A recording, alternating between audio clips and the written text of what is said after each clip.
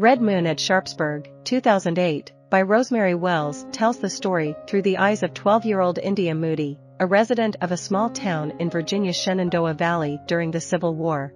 Wells's novel stands out for providing a unique perspective, as it explores the experiences of a young woman during this turbulent time in American history.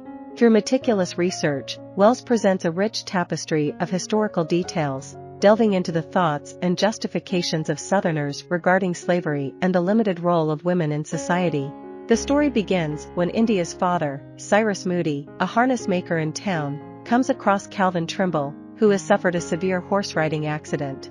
Cyrus rushes Calvin to his home, Long Marsh Hall, where Calvin's wife, Geneva, and their 3 sons anxiously await. Micah Cooley, the Trimble's enslaved servant, runs to seek medical assistance from Dr. Junius Hooks. The prognosis is grim, as Calvin has a fractured skull and the outlook is bleak. Geneva worries about raising their sons without their father. Amidst the despair, Esther, Micah's wife, offers a prayer for Calvin's recovery. Miraculously, Calvin defies the odds and begins to heal. Filled with gratitude, Geneva promises Cyrus that she will protect his household and children for as long as her family exists on this earth. As a token of appreciation, Geneva grants Micah and Esther not only their freedom but also 10 acres of valuable peach orchard. The novel then jumps 12 years into the future, during the height of the Civil War.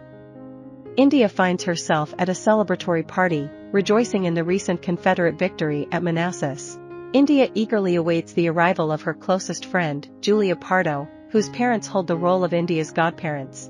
The Pardos eventually appear, and Mr. Pardo grimly predicts a prolonged and brutal war, expressing his belief that the North will draft and mercilessly crush the South. As Quakers and pacifists, the Pardos have decided to move to Ohio to evade the war and prevent their son from enlisting by sending him to Oberlin College. Julia implores India to accompany them, but India staunchly refuses, unwilling to leave her family behind. India vividly describes the impact of the war on life in the Shenandoah Valley. Her father has joined the Confederate forces, though he possesses a deep aversion to taking another person's life. In his absence, he arranges for Emery Trimble, the son of the man whose life he saved years ago, to serve as India's tutor. Emery, now a scholar, is initially assigned to teach India subjects deemed suitable for young ladies, such as scripture and penmanship. However, India's curiosity leads her to discover Emery's scientific instruments, and she persuades him to teach her chemistry and biology, despite his initial reservations. Impressed by her passion and aptitude, Emery encourages India to pursue her dream of attending Oberlin College, a school she has learned about through correspondence with Julia. In August 1862, India's father returns from the war, weakened by dysentery. Unfortunately, before he can fully recover, he is called back into service. Determined to aid her father, India receives a package of salicin pills from Emery, who has become a medic in the army. Resolute in her mission, she embarks on a journey to find her father, which takes her through western Virginia and eventually to the battlefield of Sharpsburg, where one of the most devastating clashes of the Civil War is underway. India is overwhelmed by the chaos and brutality of war as she witnesses the aftermath of the battle. The sight of a foreboding red crescent moon rising over the battlefield sends shivers down her spine. Despite her search, India fails to find her father amidst the wreckage. Eventually, she returns to the Shenandoah Valley in the company of the Confederate Army. Tragically, India learns the day after the Battle of Sharpsburg that her father has succumbed to pneumonia. His passing leaves a profound impact on her, but Geneva Trimble, true to her earlier promise, offers solace and takes India in during her time of mourning. Supported by Geneva and her son Calvin, India navigates the depths of her grief. As the war persists, Long Marsh Hall is transformed into a hospital, and Emery serves there. He requests India's assistance in transcribing his notes, fostering a close bond between them. However, troubling news reaches the Shenandoah Valley. Ulysses S. Grant is set to become the general of the Union Army, and rumors circulate of his intention to ravage the valley.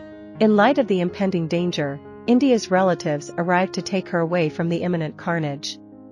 Despite their advice, India defies them and returns to the valley.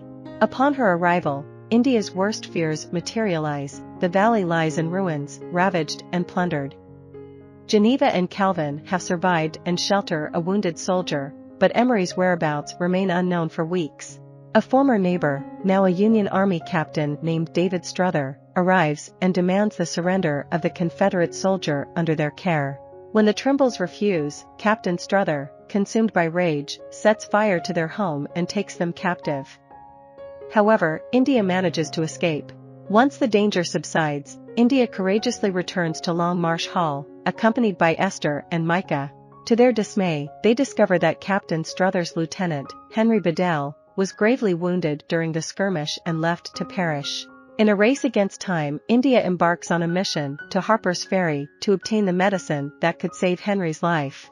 However, when news of India's deed reaches Dr. Hook, he resorts to threatening Micah and Esther in an attempt to coerce them into surrendering Henry. India, Micah, and Esther successfully transport Henry to his Union comrades in Harper's Ferry. Captain Strother, true to his word, reunites with India and offers assistance in finding Emery. Along their journey to Maryland, he expresses remorse for burning down the Trimbles' home. As the novel draws to a close, India and Emery are joyfully reunited. Emery encourages India to pursue her long-held dream of attending Oberlin College, assuring her of his unwavering support. The story concludes with a sense of possibility and anticipation, as their future remains open-ended. Through India's perspective, Wells delves into diverse perspectives on the war.